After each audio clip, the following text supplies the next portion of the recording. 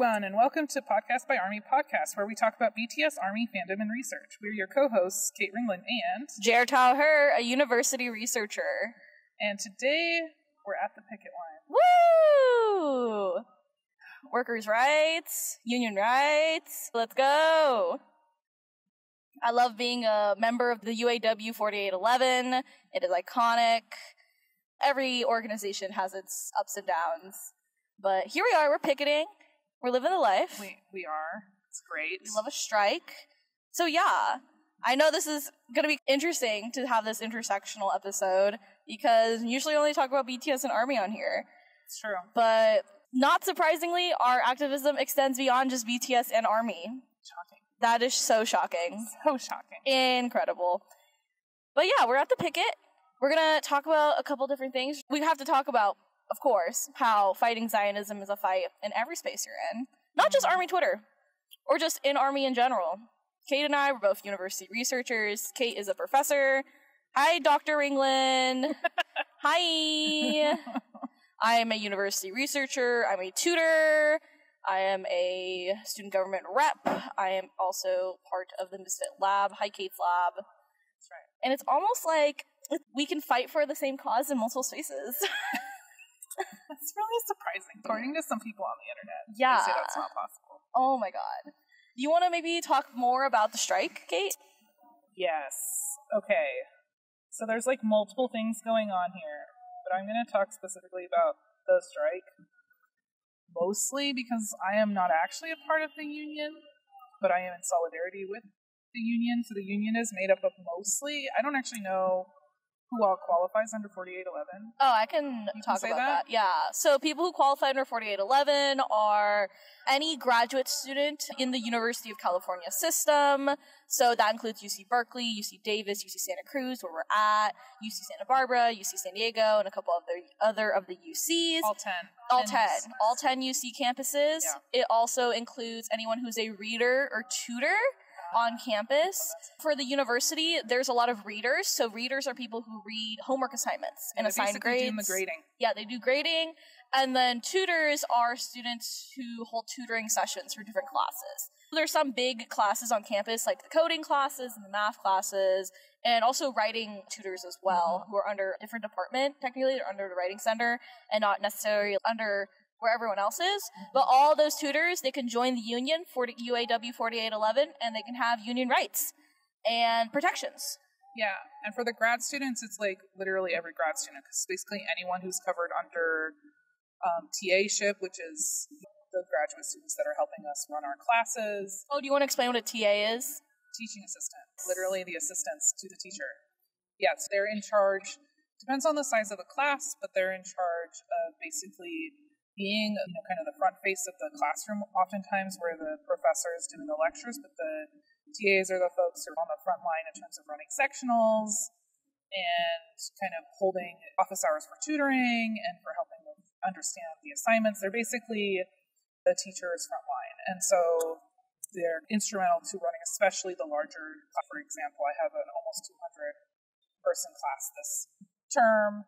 And so it's instrumental to have those TAs kind of on the front line helping me have a more personal touch point for all the students.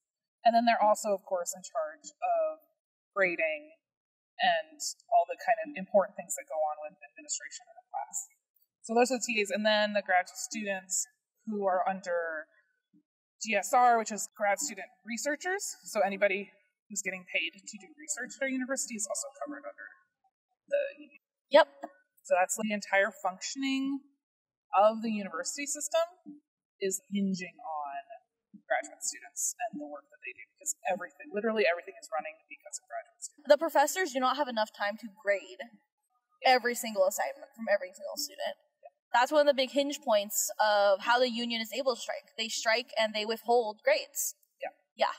So that's one of the big pieces that they're doing right now is not only are they down here at a picket line, but they're also making it disruptive in ways that the administration can't ignore. I should give background. So with the strike, basically the strike was able to be declared legal because they basically filed unfair labor practices, like multiple unfair labor. There's like a whole long list of unfair labor practices that they are claiming the UC system has enacted upon graduate students, and all of these kind of center around all the fascist police activity that has been all the repression that's been happening with our encampments. But with the unfair labor practice, the university has basically been doing a lot of movement, which we can unpack more, bringing in police to repress students, kind of harm and violence against students, and all of that which it entails. And one of the reasons that I, as a professor, am also in solidarity with this strike is not only because this is impacting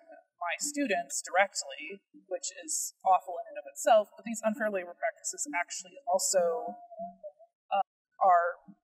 they stand for the faculty as well, because we have had faculty arrested, on Friday, and everything else that kind of comes within the territory of both the encampment and the strike have also been enacted against faculty. And so while most of the UC campuses do not have unions, our campus does for faculty, and that has made a big difference in us being able to stand in solidarity and push back against the administration, which has been asking us to pick up struck labor and to kind of undermine the strike in ways that I'm not comfortable doing, and a lot of other faculty feel the same way. So anyway, so that's some context there. But the actual demands of the strikers are: 1, amnesty for all academic employees, students, student groups, faculty, and staff who face disciplinary action or arrest due to 2, a right to free speech and political expression on campus.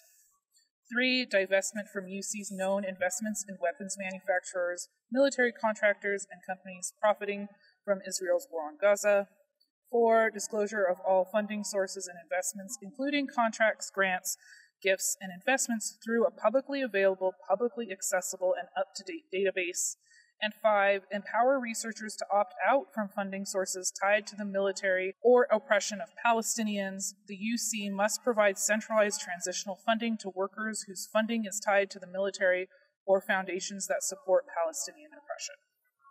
Woo, that's a lot. That's a lot, but actually, a lot of that, some of the money stuff is going to be complicated.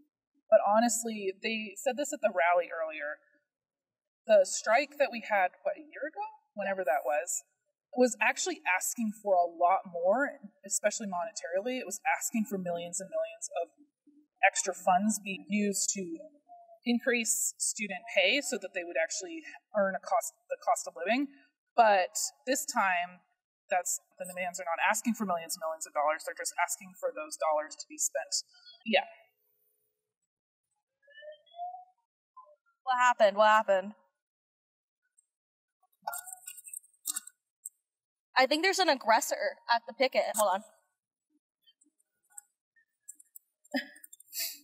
Yeah, there's someone who just came up to the picket and tried to take someone's sign. Oh my, he's walking away now. Okay. It's okay. People are de-escalating. He's walking away.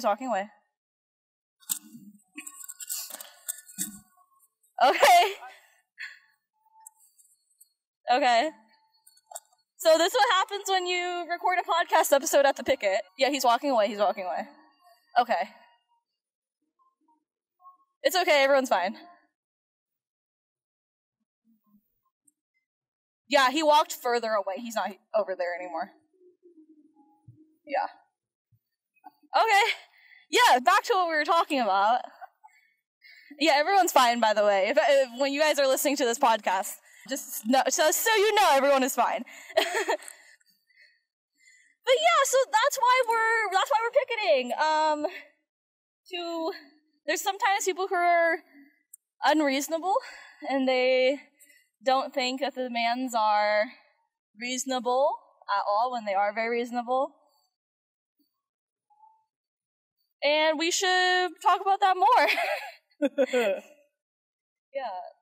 Also, to give some further context, as we're talking about the union and the UC system, the University of California system, is very large and vast. There's a lot of people who call it the fourth branch of government because of how much power it holds, both in research and monetarily. In California itself, the UC system is one of the largest landlords in the entire system.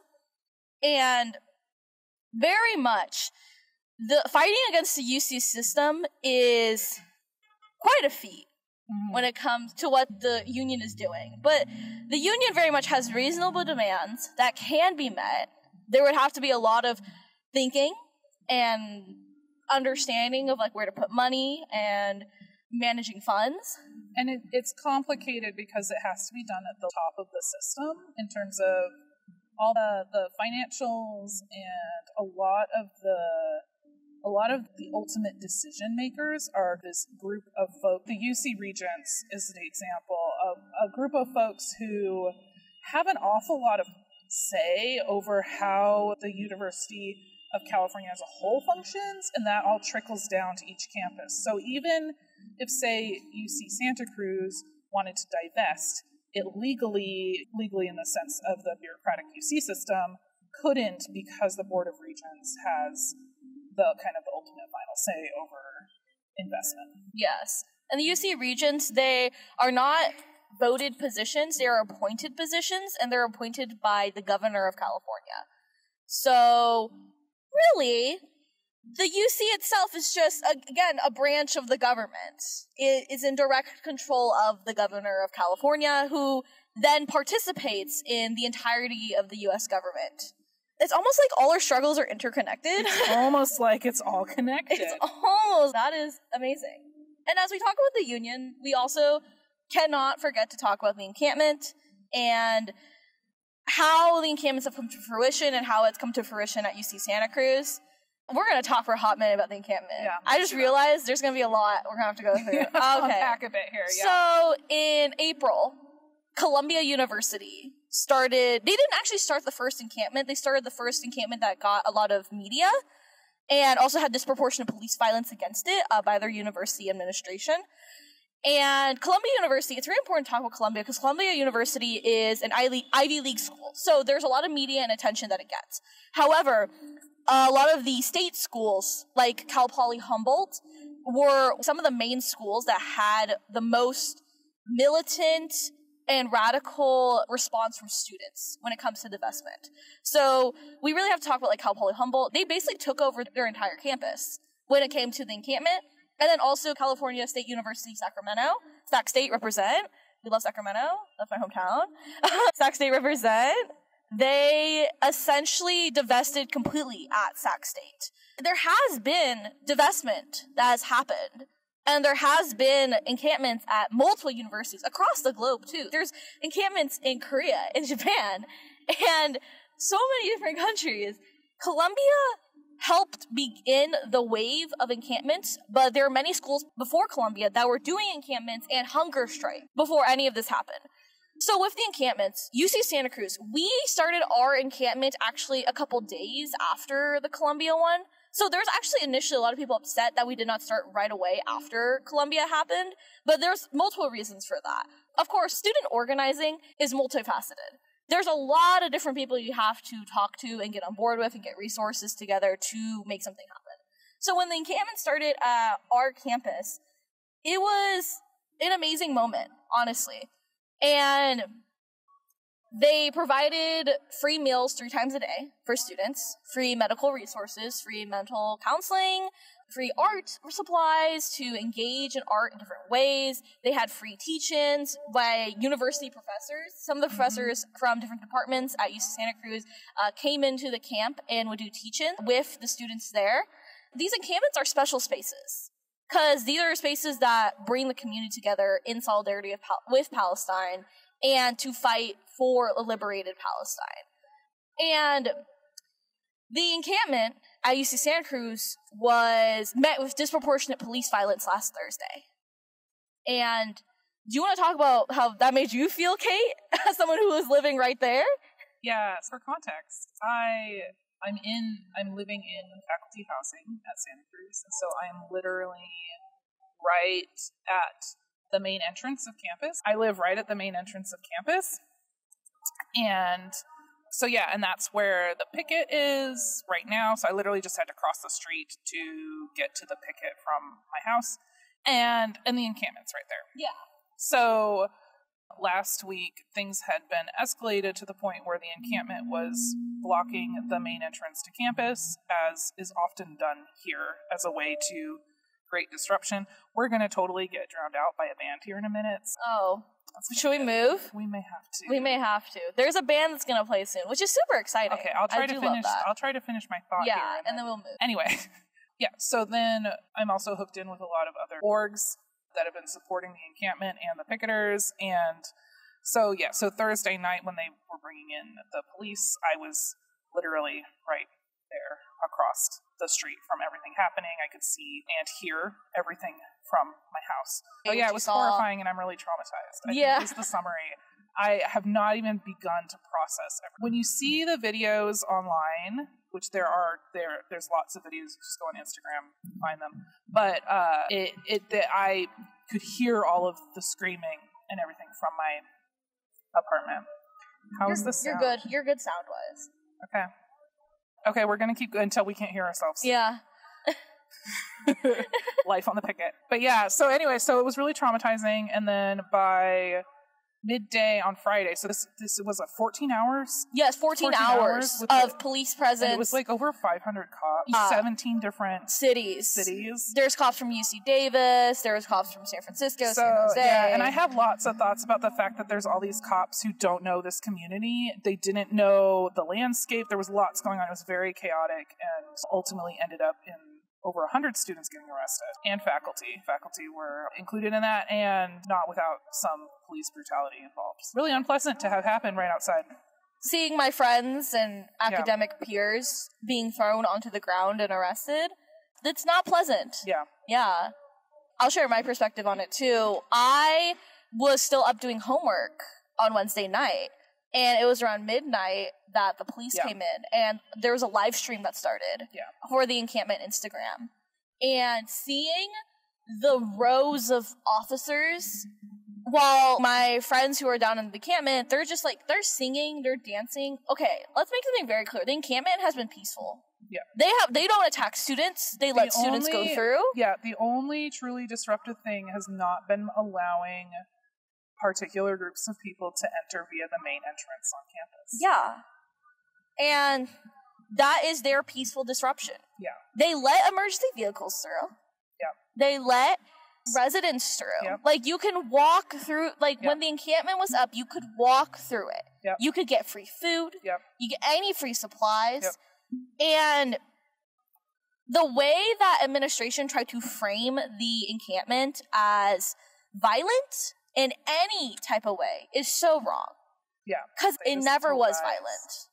Yeah. It's so interesting to me how so many people try to be like, oh, they're violent and scary. And it's funny because people always say that about groups they don't like and they want to get rid of. Yeah. Huh. I think we're fine with the sound and music. We'll find out. Nice that it's live. We got a live band. But yeah, what is a picket but loud? Yeah, that's true. We've already had a cop siren, and now we've got a live band. Yeah. So with the encampment, they were peaceful and everything. And then on Thursday, there were over 500 officers who came to try to sweep the encampment. And I actually was physically there on Friday, the day after, where the officers actually all left. Yeah. Because it was very poorly planned, number one. Yeah, it was very chaotic. The actual police attempt to sweep the camp, because people came in droves, students came in droves, faculty came in droves. They vastly underestimated the amount of people that would turn out to support when the encampment got threatened. Yes. Like, I love my friends, I love the classmates, I love my peers, but there were a lot of people who went. A lot of people who said they wouldn't go, and then they went. I had some friends who went, and I was like, I thought you guys said you wouldn't ever go down, because they're part of vulnerable groups, that's the thing. Yeah, and then they still went, and I was like, oh, I love you guys, but also, we have to think of safety. And it was so traumatic to witness, that's the thing. Because you're seeing your friends, your peers. Like, these are people that you go to class with and you work with. Yeah. And they're getting thrown to the ground. They're getting, like, bodily intimidated. Yeah. They're getting arrested. The police kettled everyone but didn't give them an out hole, so everybody was being crowd crushed. Yeah, it was really bad. And it wasn't until that Friday afternoon that I was physically there as well, because I was doing illegal observing, like witnessing and taking videos to ensure that if the cops did anything illegal, there would be video footage. And that's where all the cops left, because some context to this, where like it was just a poorly planned operation. Yeah, they just severely underestimated the turnout. Because the initial wave of cops that came was like 150 or something. And then they realized that they were still outnumbered and they had to wait for more police officers. Yeah, there's cops passing by the picket. Leaving? Yeah. Was he the one parked over there? When the police left, that was such an amazing moment, because they really thought that we would give up. And now they did bulldoze the entire encampment, so that was a negative. But the picket is still here. But the picket is going strong, and people are in good spirits because at the end, the cops were the ones that had to retreat. Yep. Honestly, students could have been there all day. If the cops didn't leave, we would have just kept going. Yeah. That's the thing. Because here's the thing, I told Kate this, but UC Santa Cruz is a D3 school, Division 3 school. We're a school of losers, okay? It's a UC school, right? But UC Santa Cruz is constantly ranked like the last on the rankings list for UC campuses, because we have minimal opportunity. We have significantly less funding than other UC campuses. The bottom of the barrel. But in the best way. In the best way. But we're like an ANAPC and an HSI. Like, there's a lot of layers of our students are scrappier and they have less resources. They have essentially less to lose. Some of them more privileged white children. Those D1s. I told Kate this. We are a school of losers. Yes. So we have nothing to lose. That's right. And we do love that, though. We do love that. Say that lovingly. We say that lovingly. I love being a part of UC Santa Cruz. Yeah. Because I truly feel like it is one of the campuses that we are proud of our history of protest. We are proud of the union that has been able to mobilize on our campus. The UAW 4811 is admittedly much more organized at UC Santa Cruz than a lot of other There's campuses. a reason during this strike that we were the first to stand up, because we were the most ready to go. Yes, we were the most organized. I was here day one of the strike, and we had all the signs. Yeah, we had food. We had sound system. We had everything ready to go. We had a DJ then. We've got a live band now. We have it going on here. Yeah, maybe you guys won't be able to hear us at all because this editing is. We may have to re-record this episode. We don't know. What matters is that we're here and we're present and we're talking about it. And I just love our school. I'm glad I went to UC Santa Cruz because I actually was waitlisted at UC San Diego, which is a D1 UC, and I could have been stubborn and been like, actually, I want to go to UC San Diego, but I'm glad I went to UC Santa Cruz. UC Santa Cruz truly is, this is where leaders are being created, and I feel like if I went to a different school, I would have been, of course, a completely different person in a lot of ways, but I think it would have fundamentally changed me as a person in a way that I wouldn't have liked. It has fundamentally allowed me to this activist role that I had been dying to be a part of, and it has more fully allowed me to do that in a productive way than I would have been able to in another institution. Yeah. Ooh, if you were at at a D1 or an Ivy, I'd just be like, I'd be doing the same drowning I'm doing here, except that I would have no silver lining. Yeah, you would have no community. But at least here you have community together, and that works out. So yeah, with the encampment, even though it is swept now, it is not gone. The encampment lives on in the people. It is not a physical place anymore, but it lives on in the people that are there. The demands of the encampment are, and still remains, complete divestment from weapon manufacturing companies and research collaborations with weapon manufacturing industries. So that means Raytheon, as we all know, and many other companies that manufacture those things. We have disclose, so the encampment wants full transparency of all UC-wide and UCSC Foundation assets, including investments, donations, and grants. We want a complete academic boycott, so cut ties UC-wide with all Zionist institutions, including study abroad programs, fellowships, seminars, research collaborations, and universities. Cut ties with the Helen Diller Foundation, Court Foundation, Israel Institute, and Hillel International. So all of those foundations and organizations are directly tied with Zionism and the Zionist project of spreading Zionism.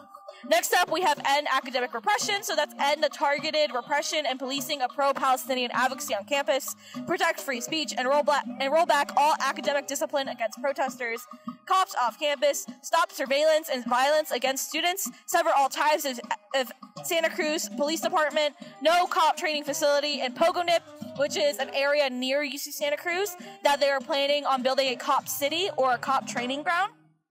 And then end the silence, so call for an immediate and permanent ceasefire and an end to the occupation and genocide in Palestine. So, all of those demands, very reasonable. Honestly, they could do that tomorrow. They could be like, yeah, we could do that. The vesting is a little more complicated, as Kate and I talked about earlier with the financials, but it can be done. Yeah. And it has been done at other other universities have done it. A good example is Sac State, California State University, Sacramento. They've done it, and they've given amnesty to all the protesters as well. Evergreen State in Washington also has completely divested. Yes, there really is almost no excuse as to, well, there is a reason, because there is a reason. The UC is directly tied with the government, and the American government wants Israel to exist, to use Israel as a pseudo-colony in the Middle East. So yeah, our activism extends beyond our Army Twitter team. Yeah, I think that was the TLDR. That's the TLDR. It's almost like we're here. We care deeply about BTS and deeply about Army, but we also care deeply about ending Zionism at large. Yeah. And also protecting our Jewish students, stopping anti-Semitism. Yeah. Associating Zionism is inherently harming Jewish people. Yeah. At UC Santa Cruz itself, we have a Jews Against White Supremacy, which is, they're called JAWS. Banger acronym, by the way. Seriously. Banger acronym. That's a win. That's a win. There. And they very much talk about white supremacy and Jewishness and disassociating Zionism from being Jewish. And it's really important to talk about these things and have intersectional and multi-space conversations. So yeah, back to Army Twitter. If we want to talk about Army Twitter really quick, I have been busy organizing offline. Kate, you want to give us the TLDR on what's going on? Where does one even begin? I have also not been I'm probably not up to date at all on what's currently happening, but because I also have been dealing with everything locally here, but it's been a mess, which at this point is not surprising to anyone. But the conversation is finally turning in such a way that people have come to understand, or were coming to the understanding, that those who are the loudest and have been the most attached to the anti-boycott movement are Zionists. Yes. I said it. Yeah, you can say it. Go ahead. This has surely become a Zionist versus pro-Palestinian conversation. Boycott is just the easy point of conversation and argument to turn back to, but we have established that it's all meaningless. It's all ridiculous. And I think that we can now turn this conversation to the actual conversation, which is, why are we so defensive of our Zionists in Army space? Yeah. We should get rid of Zionism in our space. We should declare them antis and move on. We're supposed to be centering Palestinians and their liberation and their struggle in the conversation around Zionism. But instead of doing that, people have centered BTS. Have centered themselves. Actually, bananas. When you think about it, like centering just 7 people over an entire nation of people who are being violently oppressed. Yeah, I love BTS dearly. They have inspired me to do so much. They inspire me in my activism. But right now, it's not about them. it isn't. It is not. And it shouldn't be. Right now, Palestinians have expressed being disappointed in the fact that BTS have not said anything, especially with how we've seen Taeyong from NCT speak up. We've seen Renjun from NCT speak up, multiple members of NCT, a member from the K-pop group Boy Next Door. Yep. We've seen people speak up about the boycott, speak up about Palestine, and those people are being silenced. And in their silencing, we are not standing up to stand with them. Again, Army Twitter is having this whole K-pop versus us situation. Again, when this is beyond anything of that.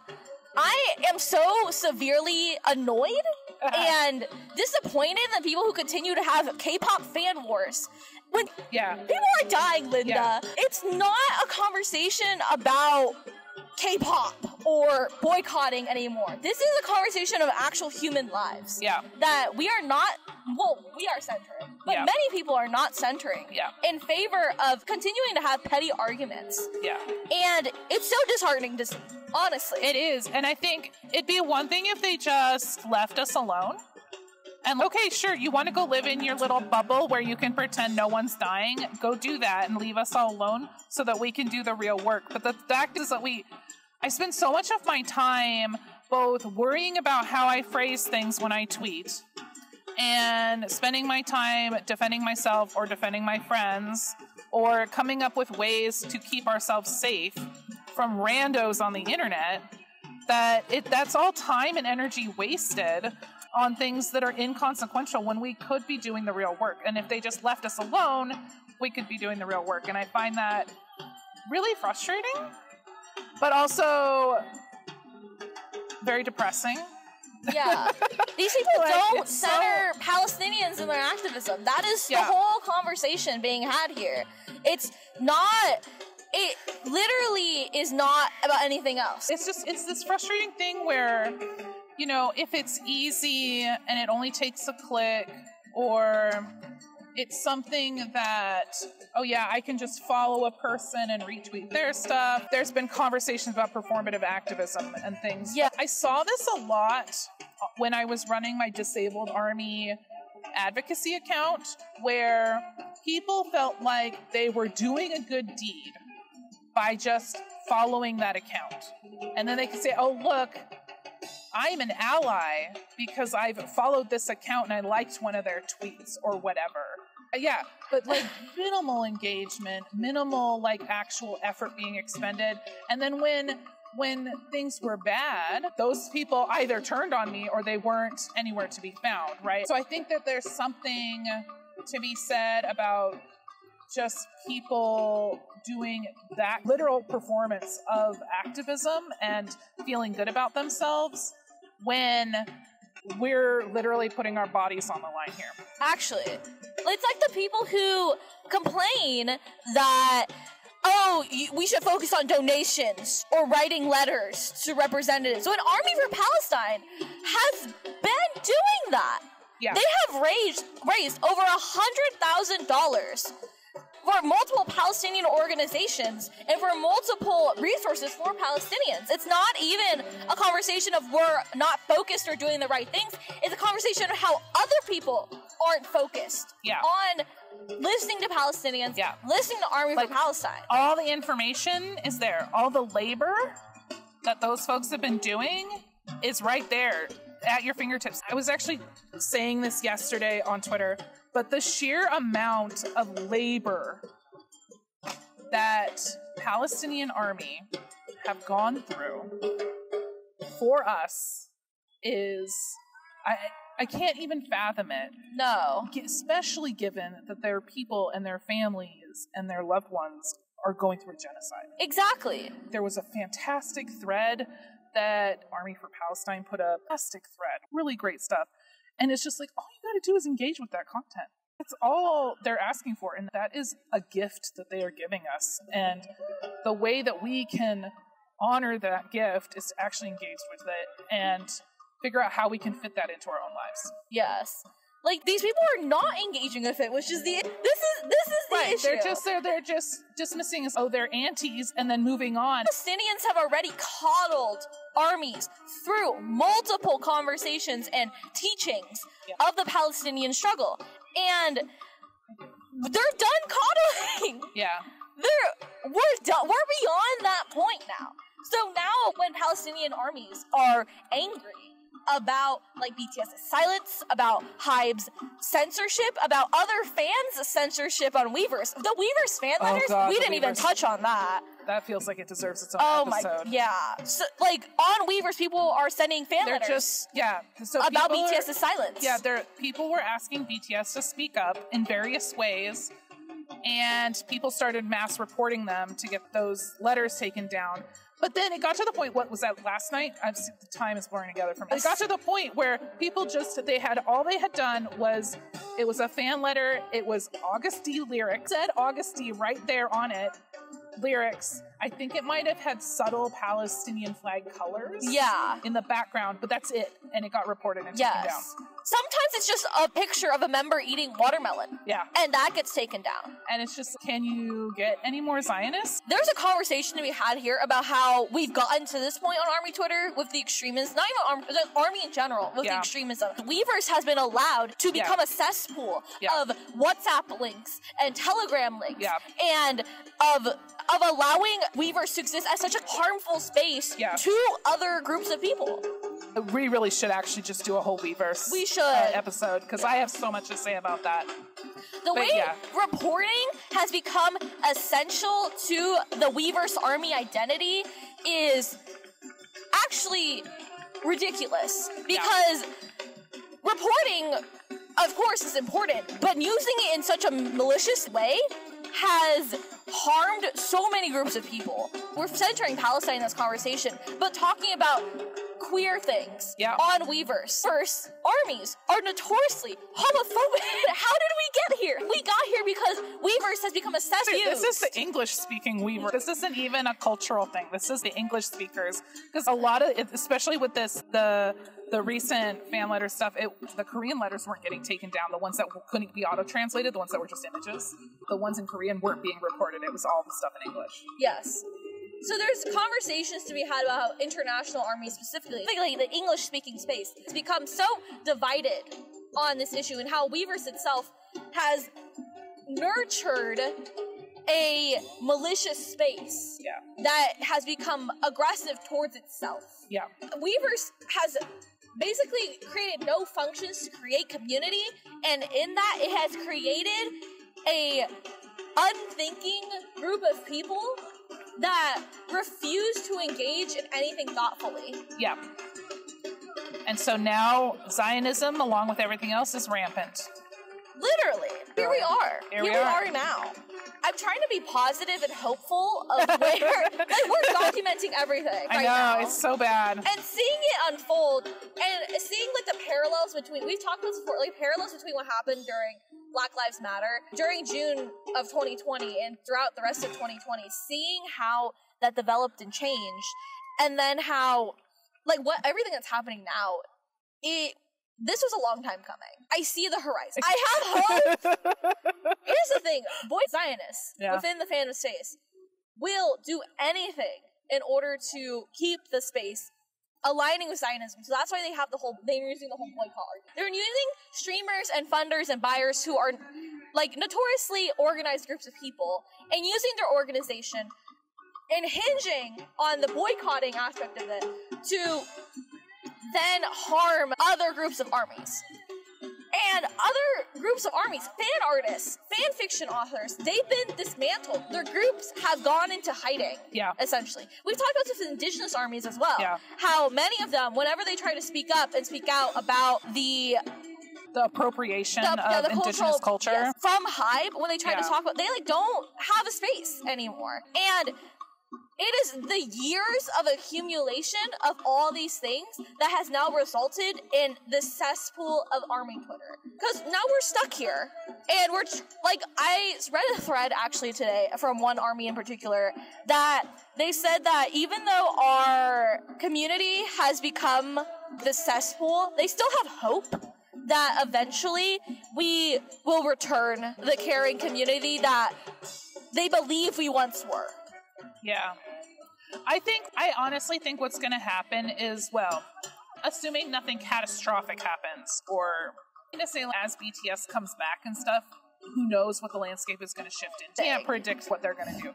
Barring those kinds of events changing the trajectory of things. I think we're going to we're basically divorcing right now, and it's real ugly, and we're going to become different communities. And I think we can, I was saying this to somebody else earlier today too. I think we can reclaim our own safe community spaces. We can reclaim playfulness and joy in those spaces, but we really have to amass good enough walls to keep the Zionists, for example, out. And right now we don't have the critical mass for that. There's something with how things are going right now that we haven't fully separated ourselves enough that they're not because right now it just feels like they're constantly bombarding our space. Yeah. So we can't say anything. We can't say stuff about current music or whatever without them being, oh, I thought you were boycotting, or in our space just all the time. Yeah. And it's really sucking the fun out of any moment of respite that we might be trying to have. It is. Because ARMYs, they talked about Namjoon's new album. And people are like, oh, why are you talking about the album? I thought you were boycotting. People can boycott and talk about music. I'm sorry. It's a monetary boycott, not a cultural boycott. Exactly. No, I'm still laughing about the tweet I saw yesterday that was basically like, what do you mean sharing paid content is pirating? And I'm like, that's literally the definition. People don't even understand what a boycott is because they don't even understand what pirating is. This is like in our last episode when we talked about how people don't understand what a fandom is. Yeah. And don't see them as I'm just sitting there, my jaw hit the floor, and I'm just like, I can't tell if this is real or what, because it's just they're getting upset about a thing. And this is why it's so easy for them to come in and say things like, oh, just leave then. Just leave the fandom. That's not how this works. That's not what's happening here. Yeah. We're still listening to the music. We're still engaging with some of the content. We're still doing these different things. We're just not giving money to HYBE. Yeah. And people are like, but you don't give money to HYBE, you don't give money to BTS. Sorry. I don't think BTS want to support Zionism. If you think they do, a whole other conversation. Because people are just like, what if BTS are Zionists? And I'm like, then I'm leaving. Yeah, then I'm drawing a big old line, because that means they've been lying to me for the past 4 years? Yeah, you've been in ARMY? Yeah, and that they've been, just performing their activism really good in the last 10? I have a really hard time with that. Zionists within the space who say, oh, if that means your love is conditional. No, I'm a human being who has hard lines. And I actually have boundaries. You should try it instead of having an unconditional parasocial relationship with a celebrity. Yeah. Because if BTS were homophobic, we're transphobic. Right. Gone. It wouldn't even be a question. It's interesting to me because it's true that the reason I'm here and the reason I support them is because they are so inclusive and so supportive of people from different walks of life. And if they weren't, I would not be here. And if they weren't, then what would I even be doing here? It doesn't make sense. What's my Twitter bio? It's dismantling systemic oppression, I think, is literally in my Twitter. If we're not doing that, then I'm going to go find somewhere else to do that in. Exactly. Then that means my account just doesn't become a fan account anymore. Here's the thing, too. There's a whole distinction between a fan account and a personal account. But within itself, a fan account is your account. Yeah. And you can do whatever you want on that account. Again, this is the whole dismantling of what ARMY Twitter has created. Yeah. Of an unthinking, solely worshipping space where somehow we are supposed to only care about BTS. We cannot talk about anything else. When really, we should. Yeah. We should talk about whatever we want to talk about. Yeah, literally. We're people. We're all experiencing this world together. We should be able to talk about it. Even in talking about BTS, I'm often, always connecting what's happening in my experience with BTS to the rest of my life. That's the whole point. The whole point is that their lyrics and their music touch me in a way that impacts my life. That's why I became an ARMY. And if that's no longer the case, then I wouldn't be an ARMY. Yeah. And people act like that's like such a bad thing, where it's like, oh, don't you love BTS? Don't you care about them? Yes. But also, again, we have boundaries. The only people in this universe that I have unconditional love for are my children. That's exactly it, though. BTS are not my children. I'm sorry. I don't have unconditional love for BTS. And people are like, that's bad, because you should. And it's, why would I? Right. And I will say to this point that BTS, before they left for enlistment, said to trust them. And that is what I've been doing. I've been trusting them. Yes. That when they come back, they will say something. They will make a declaration that makes me not die inside. If they don't, then here's the thing. If Kate and I did not trust BTS, we would have left long ago. Yeah. This podcast would have turned into something else. Yes. No, exactly. But the reason we are still here, the reason we are still engaging with ARMY, I was supposed to leave ARMY Twitter at the beginning of this year. That was my whole plan. But I stayed because in order to stay in solidarity with Palestinians who were fighting in that space. I was supposed to leave at the beginning of this year. Yeah. We're still here. Yeah, we are. We're still here. And it's actually, you make a good point, though, especially over this last few months. I really probably, if it wasn't for the fact that I have friends who are Palestinian ARMY, I probably would have just yeeted myself off that entire platform by this point. Because Kate and I are involved in organizing outside of ARMY Twitter, and the organizing we do here is inherently very impactful. Yeah.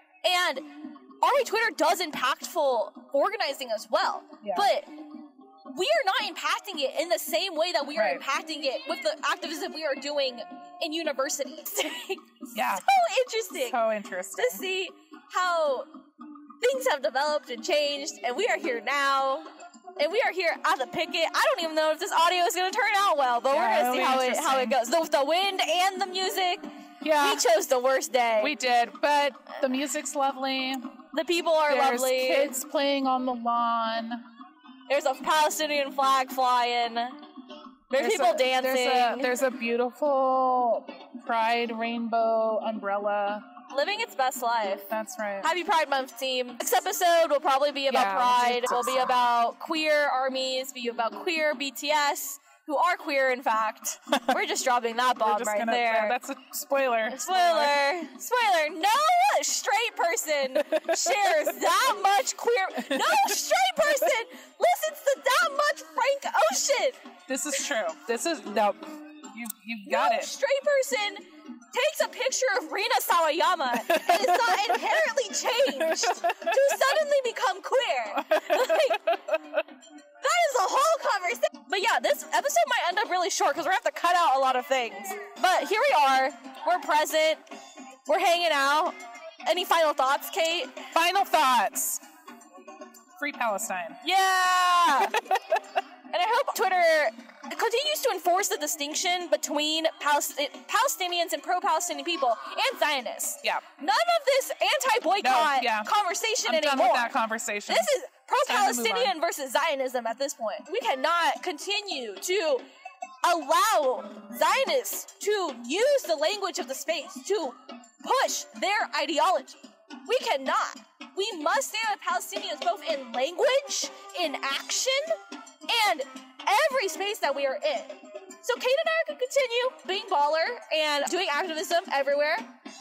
We have multiple spaces that we are in, and we are continuing to push for a free and liberating Palestine everywhere we go.